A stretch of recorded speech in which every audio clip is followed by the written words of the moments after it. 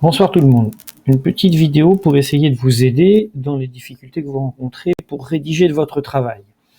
Vous vous souvenez qu'on travaille sur l'évolution de l'espace périurbain autour de Caen. On doit analyser et comparer les cartes topographiques pour montrer l'évolution de cet espace.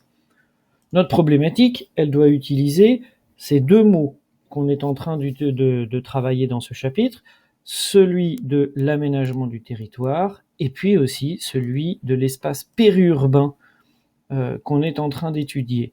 La problématique, on doit la construire avec le vocabulaire scientifique qu'on a appris. Il faut maintenant en faire une question. Une problématique, c'est une question. Avec ces deux termes, je vous propose un exemple, mais on pourrait en trouver d'autres.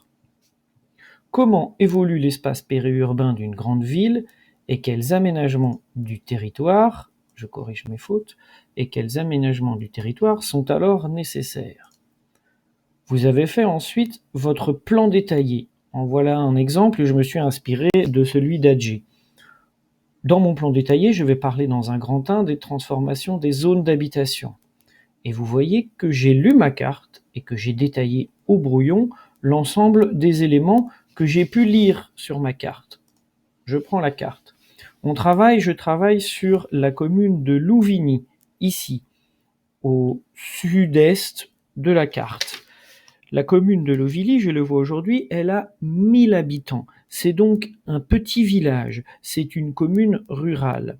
Elle a ici une salle des fêtes et c'est la seule infrastructure collective de notre ville. Cette infrastructure, elle est située à la limite de la ville, au sud-est même de la ville. Elle n'a que 1, 2, 3, 4 rues peut-être. Et le village est au milieu de parcelles agricoles. Il est bordé de parcelles agricoles et bordé au sud d'une rivière, l'Orne. Si je calcule la superficie, le village fait à peu près 500 mètres sur 100 mètres, ce qui nous fait 5000 mètres carrés, ce qui veut dire que ça fait aussi 5 hectares. Les bâtiments qui sont en dehors du village, qu'on voit ici, sont sans doute des bâtiments agricoles. Bref, c'est une commune agricole, qu'une seule route que vous voyez ici, la D212, dessert et relie à d'autres villes, Caen au nord-est, et Bretteville de l'autre côté. Ça, c'était ma première partie au brouillon. Cette commune, en 2008, elle est devenue périurbaine. J'ai fait la même chose. J'ai pris ma deuxième carte et j'ai comparé tous les éléments que j'avais déjà lus. Je vois par exemple qu'aujourd'hui la population est de 1800 habitants. Elle a presque doublé. Il y a un petit C ici qui m'indique que la ville est devenue une commune. Avant, elle ne l'était pas. Aujourd'hui, elle a un maire et un conseil municipal. Toute une partie nouvelle a été créée. Toute cette partie-là, à l'ouest de la D212, est absolument nouvelle. Elle n'existait pas avant. La superficie a donc été doublée. Et l'habitat que nous voyons ici, ce ne sont plus des hangars ou des granges ou des fermes agricoles, ce sont des zones résidentielles, des maisons, pour que les familles puissent y habiter. Je vois qu'il y a des nouvelles infrastructures qui n'existaient pas. Une école au centre de la ville.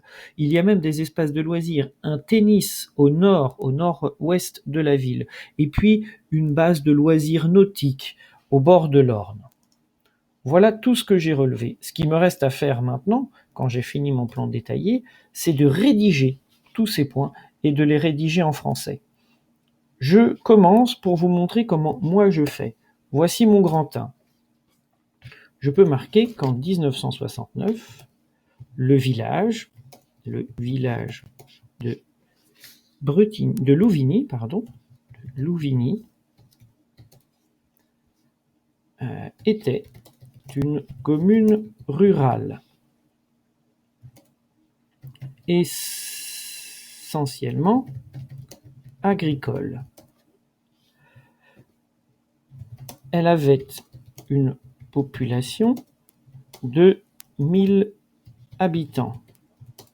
Ouf, mon traitement de texte ne fonctionne pas très bien, mais vous voyez, vous, comment faire. Je vous montrerai ensemble comment nous pouvons continuer à rédiger.